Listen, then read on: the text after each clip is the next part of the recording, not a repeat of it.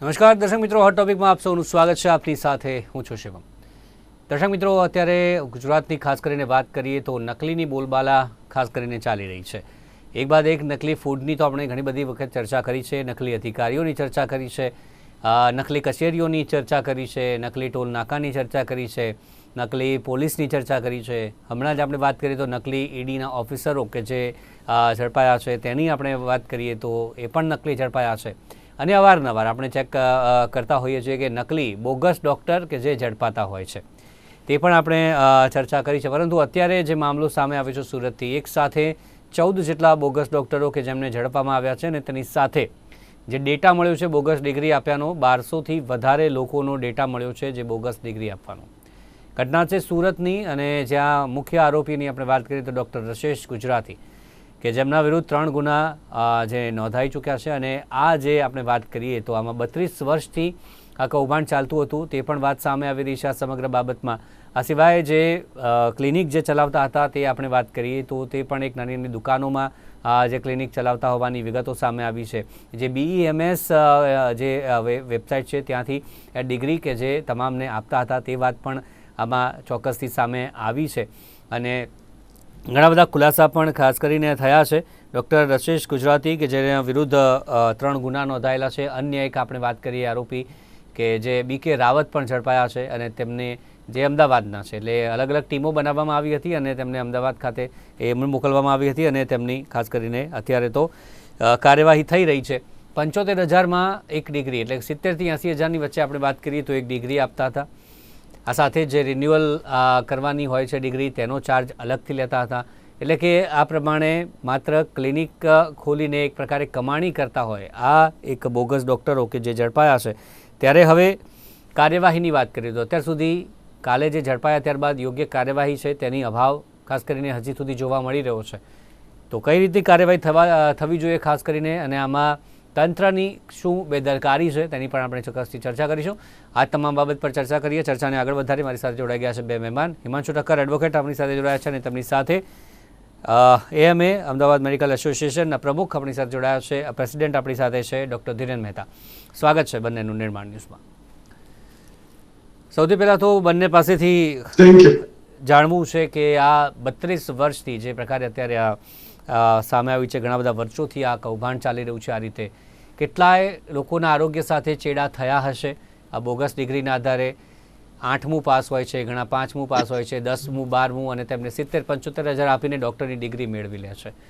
કઈ રીતે આને રોકવું? કારણ કે એક બાદ એક બોગસ ડૉક્ટરો ઝડપાઈ રહ્યા છે. બોગસની આપણે નકલીની વાત કરીએ, ઘણા બધા નકલી પણ ઝડપાઈ રહ્યા છે. પરંતુ આ આરોગ્ય સાથે જોડાયેલો પ્રશ્ન છે. સૌથી પહેલાં શરૂઆત કરીએ ડૉક્ટર ધીરેન મહેતા આપનાથી.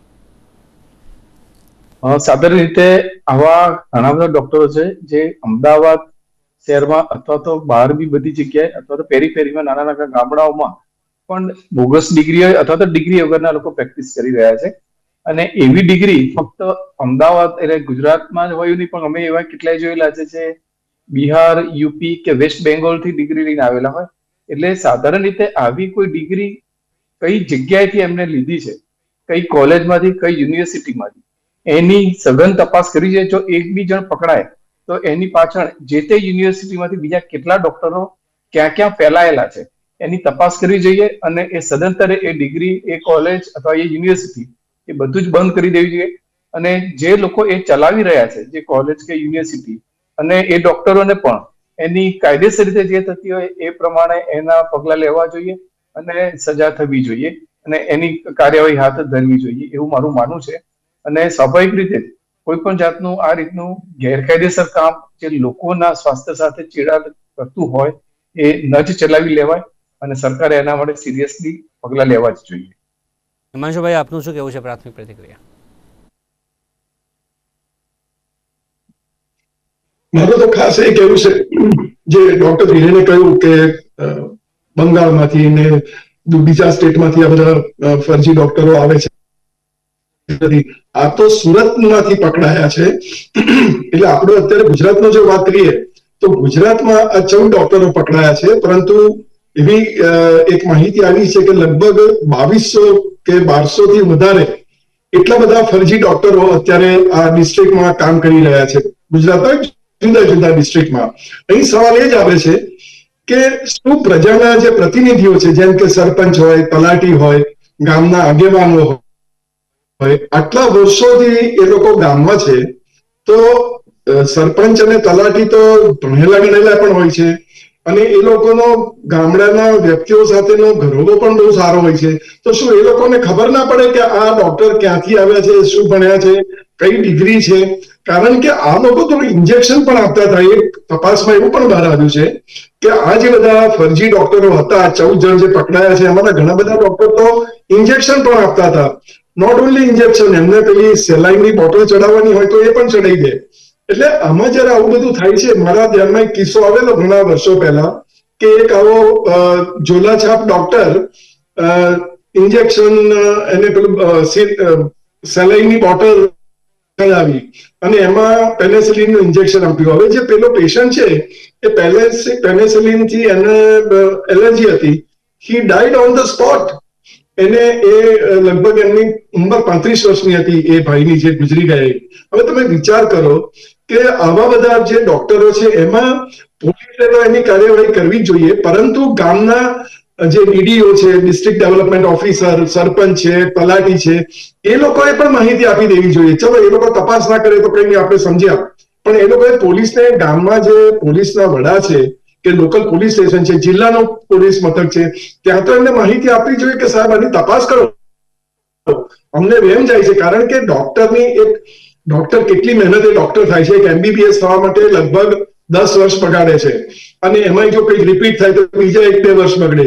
એટલે 10-12 વર્ષે જયારે એક ડોક્ટર આપણે પેદા કરી શકીએ છીએ, અને એની પાછળ એમને ભણવાનો ખર્ચો, એમની ફીસ, એમને રહેવા ખાવા પીવાનું, એમના મા બાપ એમને કેવી રીતે લોન લઈને ભણાવે છે. હવે આટલી બધી મહેનત કરી હોય ને આ લોકો 5મું ધોરણ પાસ હોય અને એ ડોક્ટરની ડિગ્રી લઈને, સર્ટિફિકેટ લઈને આવી પ્રેક્ટિસ કરે છે. હવે આમાં આ ફરજી ડોક્ટરોને કઈ દવાનું રિએક્શન કયા પેશન્ટને આવશે, એ એમને કઈ એવું તો કઈ 5મું ધોરણ ભણેલો માણસ હોય ને ડોક્ટર થઈ બેસે તો એને રિએક્શનનું કેવી રીતે ખબર પડે? એટલે આ બધી જે અત્યારે આ ચાલ્યું છે, 14 ડોક્ટરો કેટલા વર્ષથી, મને લાગે 1-2 વર્ષથી એ લોકો આવું બધું કરતા હતા, દવાઓ આપતા હતા અને કમાતા હતા. અને પ્લસ જે એમને જે ડિગ્રી આપે છે એમને 70,000 રૂપિયામાં ડિગ્રી મળતી હતી, અને દર વર્ષે પાછી રિન્યુ કરવાની. એટલે આ બધું જે આખું રેકેટ છે એ મને લાગે છે કે ગુજરાતમાં ચારે બાજુ ફેલાયેલું હશે. અને એટલે જ હું પોલીસને તો કરું છું વિનંતી કે ભાઈ તમે તપાસ કરો, અને ગામના ડીડીઓ, સરપંચ, તલાટી અને ગામના આગેવાનોએ પણ આ પ્રકરણ, જો એમના ગામડામાં આ બધું ચાલતું હોય તો એમની પણ ફરજ બને છે કે એને પોલીસનું ધ્યાન દોરવું જોઈએ. જી ધીરેનભાઈ, આ જે ડૉક્ટરની આપણે વાત કરીએ તો તે અગાઉ પણ જેલમાં જઈ ચૂક્યો છે. સાથે રશેશ ગુજરાતી જે આરોપી છે, સગીરાના ગર્ભપાતનો એક મુદ્દો હતો, તેની છે જાનથી મારી નાખવાનો એક મુદ્દો છે, તેના પર ગુનો નોંધાઈ ચૂક્યો છે. આ અન્ય એક ગુનો છે. માહિતી એવી છે કે કોંગ્રેસના ડૉક્ટર સેલનો પ્રમુખ પણ રહી ચૂક્યો છે આ જે રશેશ ગુજરાતી. ઘણી બધી બાબતો છે, એક વખત જેલમાં પણ જઈ ચૂક્યો છે, છતાં પણ આ પ્રકારનું જે કૃત્ય કરવાની હિંમત તેનામાં હતી કે હજી પણ આ બોગસ ડૉક્ટરો કે જે તેના હાથ નીચે તૈયાર થયા છે. કઈ રીતે કાર્યવાહીની આપણે વાત કરીએ, કારણ કે આટલા વર્ષોથી ચાલે છે, એટલે કે ચેકિંગ નહીં થયું હોય તે તો આપણે ન જ કહી શકીએ, ચેકિંગ પણ થયું હશે. અને ડિગ્રી એવી તો કેવી બનાવતા હતા કે એક સાચા જેવી જ તેમની ડિગ્રી લાગે, માર્કશીટ તમામ આપણે વાત કરીએ જે ઝડપાઈ છે તે પણ ઓરિજિનલ માર્કશીટ લાગે તેવી. હવે આમાં છે ને કે આખું જે રેકેટ ચાલતું હોય એ રેકેટ છેક નીચેથી ચાલતું હોય, પાયામાંથી જ હોય, અને એ ધીમે ધીમે એક પછી એક સ્તરે ચાલતું હોય. એટલે દાખલા તરીકે કોઈ એક માણસને જ્યારે MBBS ની કે એને ભરતી કોઈ પણ ડોક્ટરની ડિગ્રી જોઈતી હોય તો એને ગાઈડલાઈન કરવાવાળા કોણ લોકો છે, એની પૈસા, એ જે યુનિવર્સિટી ચાલી રહી છે જે ઓનલાઈન કે પેપર કે બોગસ ચાલતી હોય, કદાચ એનું અસ્તિત્વ પણ ના હોય, ફક્ત તેમને ખાલી કાગળ જ આપતા હોય, એ જે કોણ ચલાવી રહ્યો છે એ બી જાણવું જોઈએ, અને એમને પીઠબળ કોણ આપી રહ્યું છે એ બી જાણવું જોઈએ, અને કોના રાહબરી હેઠળ કે કોના આશીર્વાદથી ચાલી રહ્યો છે એ પણ જાણવું જોઈએ.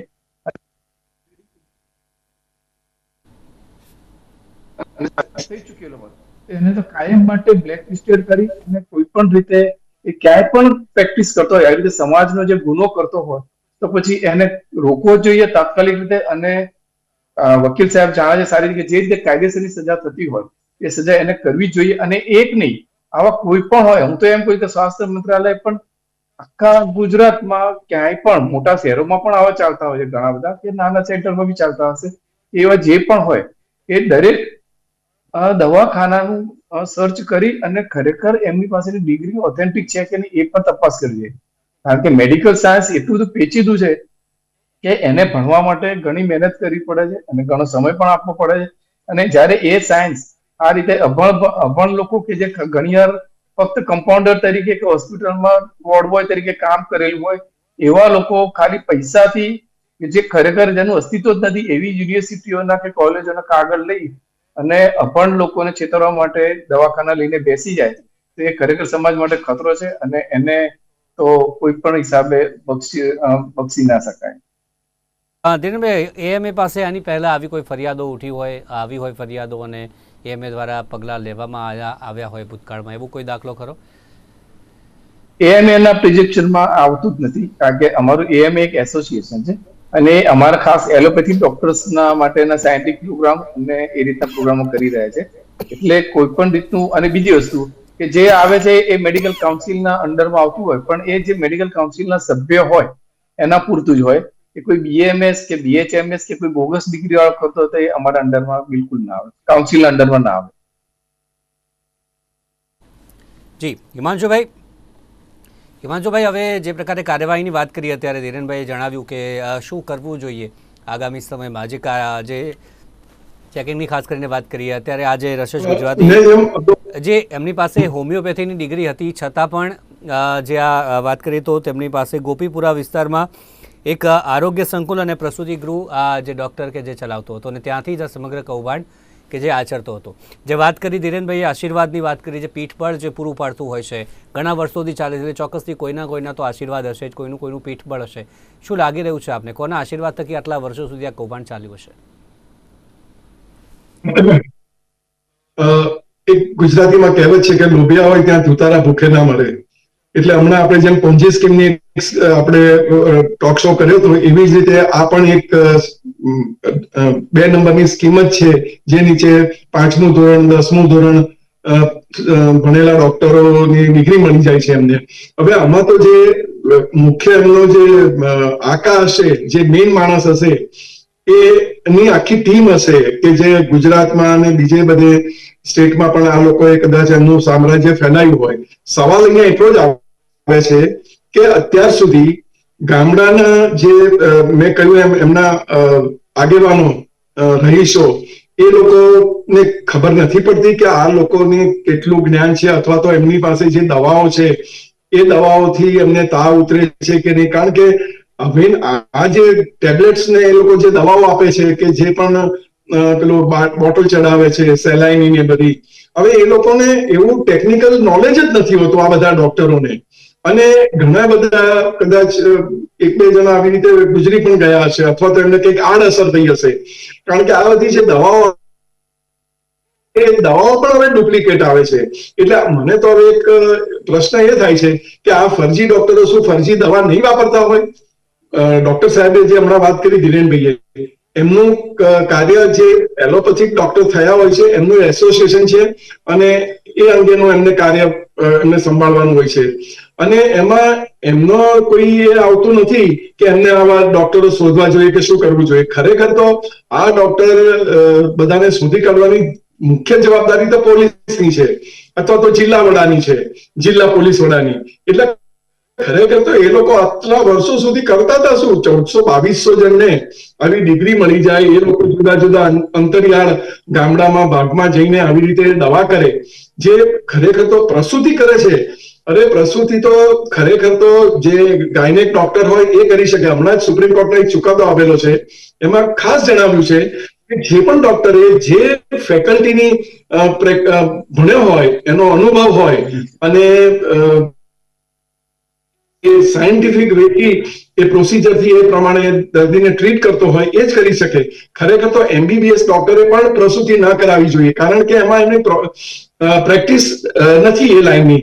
એની પ્રેક્ટિસ તો જે તાવ આવે, સામાન્ય તાવ આવે, ઉધરસ આવે, પેટમાં દુખે, એને ડાયેરિયા થાય કે કોન્સ્ટિપેશન, આવી બધી દવાઓ એ MBBS ડોક્ટરો કરી શકે છે.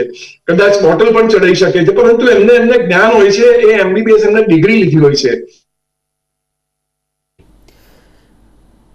સાથે જ જે હિમાંશુભાઈ, ખાસ કરીને જે આપણે વાત કરી કે પોલીસ તંત્ર શું કરી રહ્યું છે, શું તેમના ધ્યાને નહીં આવ્યું હોય, આમાં પણ ઘણા બધા સવાલો, કારણ કે 2002 પહેલાંથી જે આ કૌભાંડ સમગ્ર ચાલતું હતું અને અત્યાર સુધી એમના ધ્યાને નહીં આવ્યું હોય, જે આપણે વાત કરી, કદાચ ધ્યાને પણ આવ્યું હોય, પરંતુ હપ્તાખોરીની આપણે ઘણી બધી કોઈ ચર્ચા કરતા હોઈએ છીએ કે કંઈક આપીને ચૂપ થઈ જતા હોય છે, કે પછી આવી પણ ઘણી બધી બાબતો હોઈ શકે છે. તપાસ કરવામાં આવે તો બહુ ઊંડે સુધી રેલો જઈ શકે છે. આપને લાગે છે હિમાંશુભાઈ?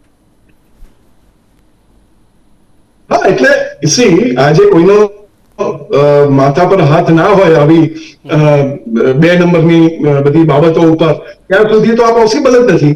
કારણ કે જે લોકો 5 ધોરણ પકડાયા છે, એમને પૂછવામાં આવ્યું ગઈકાલે કે તમે કેટલું ભણ્યા છો, તો પેલો કે હું 5 ચોપડી ભણ્યો છું, એક જણ કે હું 4 ચોપડી ભણ્યો છું, અને છતાંય કે હું ડોક્ટરની પ્રેક્ટિસ કરું છું. હા, કે મારી પાસે મેડિકલ સર્ટિફિકેટ છે. હવે 5મા ધોરણ ભણેલાને સરખા સરવાળા કરતા ના આવડતો એ ટ્રીટમેન્ટ કેવી કરે પેશન્ટની, કેવી રીતે કરી શકે?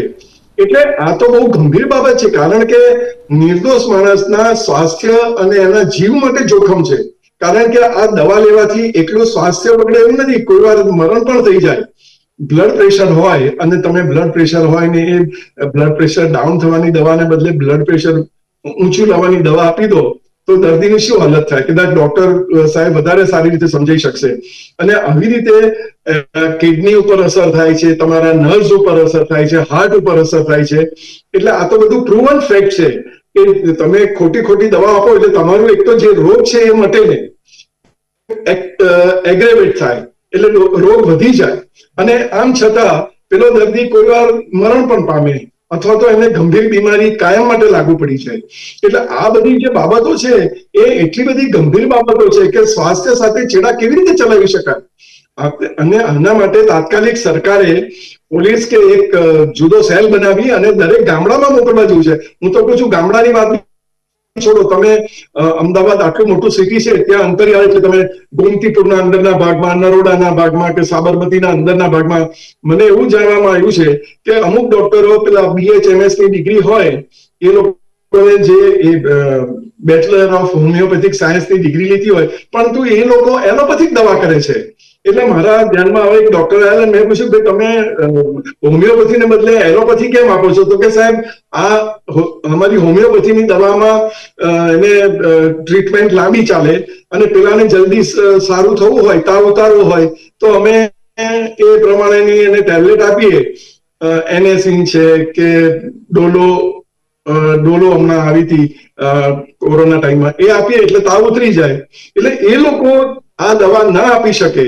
એ લોકો જે BHMS થયા હોય છે હોમિયોપેથિકની ડિગ્રી, એ લોકોની પાસે ડિગ્રી હોય છે, પણ એ લોકોને આ કરવાની એલોપેથિક દવા પ્રિસ્ક્રાઇબ કરવાની પરમિશન નથી, કદાચ ડોક્ટર સાહેબ કહેશે તો. અને આ ડોક્ટરો પણ કરે છે. એટલે ખરેખર ગામડામાં કે બધે પકડાય છે, પણ અમદાવાદ શહેરના અંતરિયાળ ભાગોમાં, દૂરના ભાગોમાં એ લોકોને આ તપાસ કરવાની જરૂર છે. સવાલ આપને પણ હતો કે આ જે શહેરોમાં ખાસ કરીને વાત કરીએ તો ત્યાં તો લોકો પણ એ પ્રકારે જાગૃત હોય છે કે ભાઈ આ ડિગ્રી આ છે, એમને કદાચ થોડે ઘણા અંશે ખબર હોય, પરંતુ ગામડાઓમાં જે વાત કરીએ અંતરિયાળ વિસ્તારોમાં તેમને તો ખબર જ નથી. એમને તો ડૉક્ટર છે એટલે બસ દવા જે આપે અમારે લઈ લેવાની. આ ઓછું કરવાનું છે, આ મટાડવાનું છે, આના પર અંકુશ લાવવાનું છે. યોગ્ય કાર્યવાહી કે પછી ચેકિંગ કરવાની વાત છે. આરોગ્ય તંત્રે કેવી રીતે જાગવું જોઈએ આ બાબતમાં હવે આગામી સમયમાં, અને અત્યાર સુધી જે બેદરકારી થઈ છે, કયા કયા પ્રકારની બેદરકારી આમાં આપને લાગી રહી છે? આમાં અત્યારે ઓલરેડી એલોપેથિક ડોક્ટર્સની જે અથવા તો કોઈ બી તબીબની અત્યારે ક્લિનિકલ એસ્ટેબ્લિશમેન્ટ એક્ટ ઓલરેડી આપણે અહીંયા લાગુ થઈ ગયો છે. ગવર્મેન્ટે એનું રજીસ્ટ્રેશન દરેક હેલ્થ સેન્ટરનું રજીસ્ટ્રેશન કરવાનું કમ્પલસરી કરી દીધું છે. એમાં બધા જ આવી ગયા, કોઈ પણ ડિગ્રી વાળા દવાખાના આવી જાય, ડેન્ટિસ્ટ આવી જાય, ફિઝિયોથેરાપિસ્ટ આવી જાય, લેબોરેટરીઝ આવી જાય, એ દરેકનું રજીસ્ટ્રેશન કમ્પલસરી કરાવવું જરૂરી છે. બરાબર. અને બીજી વસ્તુ કે આ સિવાય જે રજીસ્ટ્રેશન વગરના ક્યાંય બી ગલીમાં, ક્યાંય બી ખૂણે ખાંચે જો દવાખાના ચાલતા હોય તો એમની એક સઘન તપાસ સ્વાસ્થ્ય મંત્રાલય દ્વારા થવી જોઈએ, અને જો પોલીસ ઇન્વોલ્વ થતી હોય તો એની જે રીતે થતું હોય એ રીતે કરવી જોઈએ. કારણ કે આમાં વાત થઈ ને કે ફક્ત ગામડાઓમાં નહીં, અમદાવાદમાં પણ ઘણા એરિયા એવા છે કે જ્યાં અભણ અને અશિક્ષિત અને ગરીબ લોકો રહે કે જેમને ડિગ્રી વિશે ખબર જ નથી.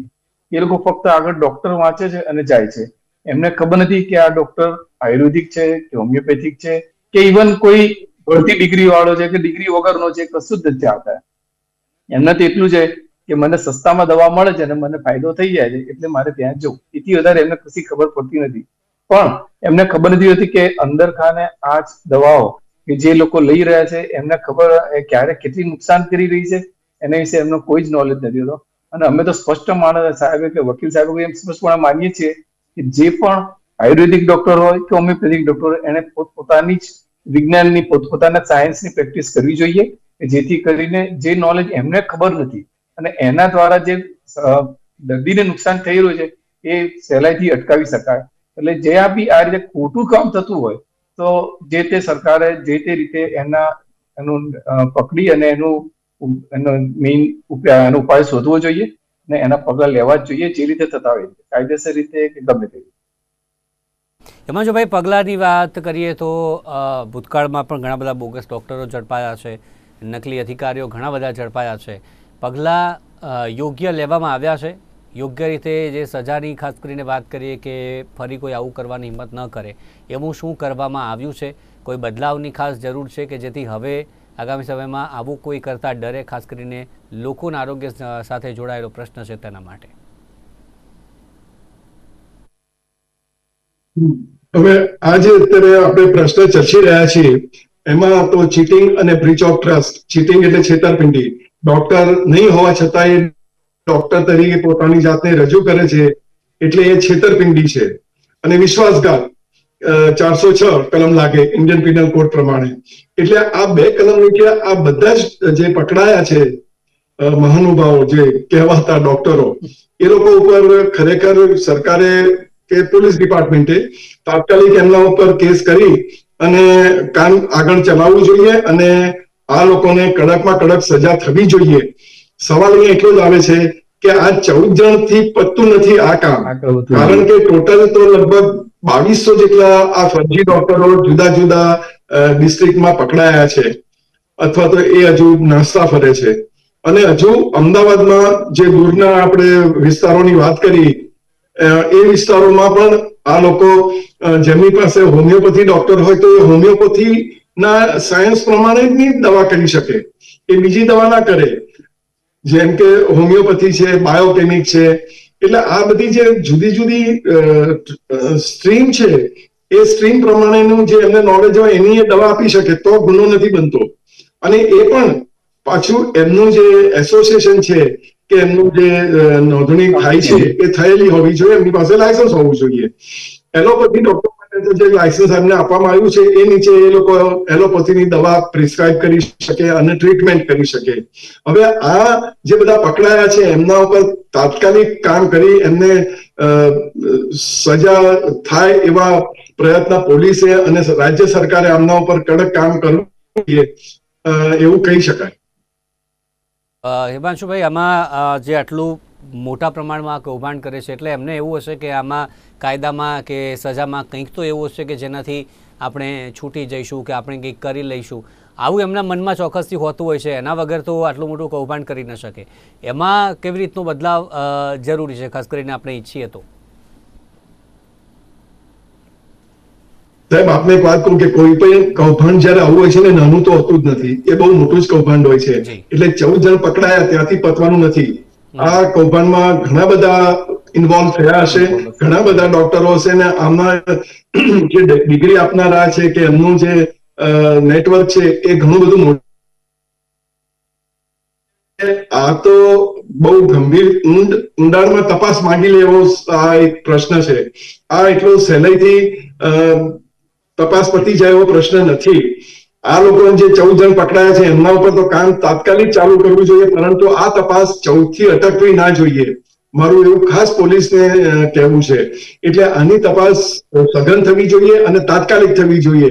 નોટ ઓનલી કે આપણા ગુજરાતના જિલ્લાઓમાં પણ અમદાવાદ, બરોડા, સુરત, ભાવનગર આ જામનગર, આ જે બધા મોટા મોટા શહેરો છે એના અંતરિયાળ ભાગોમાં પણ જે દૂર દૂરના જે વિસ્તારો છે એમાં પણ આવા બધા ઝોલાછાપ ડોક્ટરો નીકળી ગયા છે કે જેમને કમ્પાઉન્ડરનો થોડો અનુભવ હોય એ લોકો ડોક્ટર બની ગયા છે. એટલે આ બધું એટલું બધું મોટું કૌભાંડ છે કે મને લાગે છે કે કદાચ આટલા પોલીસો આટલા જલ્દી પહોંચી નહીં શકે, પરંતુ કદાચ આ પ્રોગ્રામ સાંભળતા હોય અને જો એ પગલા ભરે તો મને એવું લાગે છે કે નિર્દોષ નાગરિકો મરતા બચી શકશે. જે અત્યારે તો સુરત અને અમદાવાદ, માત્ર સુરતથી ઝડપાયા છે, અમદાવાદમાં પણ તપાસ થશે, પરંતુ સમગ્ર ગુજરાતની વાત કરીએ, તપાસ કરવામાં આવે તો કેટલો મોટો આંકડો આમાં ખુલી શકે છે, આપને શું લાગે છે? ઘણો બધો મોટો આંકડો, કારણ કે આપણે અમદાવાદની જ વાત કરીએ તો આટલા મોટા શહેરમાં દરેક એરિયામાં જો શોધવા નીકળીએ તો ઘણા બધા એવા ડોક્ટરો મળશે કે જેને કોઈ ડિગ્રી જ ના હોય, કાં તો આવી રીતે ઓનલાઈન ગુજરાતની અથવા તો બહારની કોઈ સ્ટેટની ડિગ્રી લઈને બેઠા હોય કે જે ખરેખર ત્યાં આગળ યુનિવર્સિટીનું કોઈ અસ્તિત્વ છે કે નહીં એ ખબર ના પડે આપણને. ખાલી ઓનલાઈન જ પૈસા ભર્યા અને ઓનલાઈન એમને સર્ટિફિકેટ મળી ગયેલું હોય. એટલે એવા કેટલાય નીકળે. અને એ સિવાય જેમ વકીલ સાહેબે કહ્યું એમ BAMS કે BHMS ડોક્ટરો એલોપેથિક પ્રેક્ટિસ કરતા હોય એવા પણ ઘણા બધા નીકળે. એટલે ઘણો મોટો આંકડો હશે જેનો આપણે કોઈ કલ્પના કરી શકાય એમ છે નહીં. અને ઇવન બોગસ ડોક્ટરો પણ ગામડાના લેવલે એટલે પેરીફેરી લેવલે બી એમને કમ્પાઉન્ડર માંથી જ દવા આપતા થઈ ગયા એવા પણ કેટલા હશે. એટલે એના આંકડાનો કોઈ પણ કલ્પના કરવી બહુ અઘરું છે. મોટો આંકડો ખુલી શકે છે જો તપાસ આમ આગળ વધારવામાં આવે, પરંતુ એ જ સવાલ છેલ્લે બની જતો હોય છે કે આમાં યોગ્ય કાર્યવાહી થશે કે કેમ. અત્યાર સુધી તો એ જ છે, ગઈકાલથી ઝડપાયા ત્યારબાદ જે કાર્યવાહી થવી જોઈએ તે હજી સુધી નથી થઈ, તેનો અભાવ જોવા મળી રહ્યો છે. પરંતુ આશા રાખીએ કે જે આરોગ્ય સાથે ચેડા થયા છે, અત્યાર સુધી ઘણા બધા લોકો હશે કે જે આનો ભોગ પણ બન્યા છે, આડઅસર પણ ઘણી બધી થઈ હશે, અને આ તમામ ના માટે એક યોગ્ય કાર્યવાહી થાય ને આવા બોગસ ડૉક્ટરો તમામ કે જે ઝડપાય તે આશા ચોક્કસથી આપણે રાખતા હોઈએ છીએ. એ જ મુદ્દે ચર્ચા આપણે કરી. ચર્ચામાં જોડાયા હિમાંશુભાઈ ઠક્કર અને સાથે ડૉક્ટર ધીરેન મહેતા, બંનેનો આભાર અમારી સાથે જોડાયા તે બદલ. Thank you very much. તો દર્શક મિત્રો, હોટ ટોપિકમાં હાલ બસ આટલું જ. ફરી મળીશું નવા મુદ્દા સાથે. રજા આપશો. નમસ્કાર.